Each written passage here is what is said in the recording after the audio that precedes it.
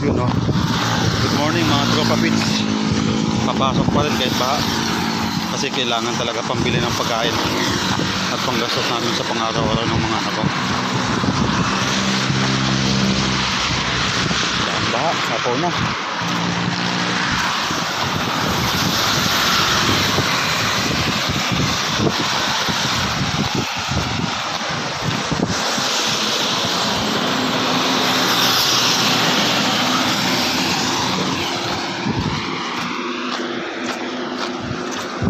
Sapaw na ang ilog.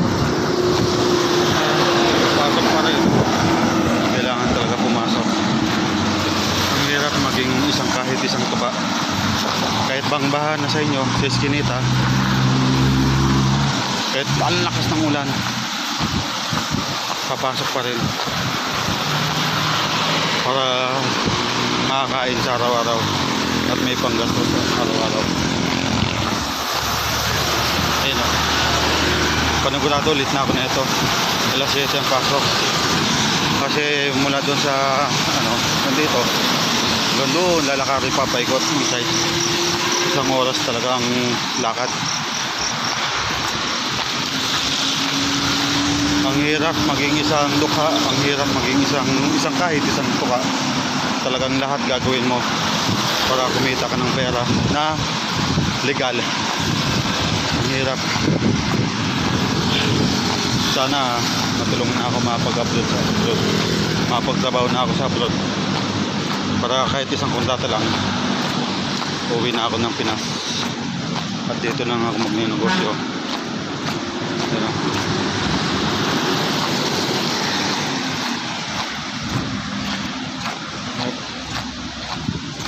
Kahit napakalakas na ng ulan at tatlong ang bagyo, sunod-sunod, sabay-sabay, dumating.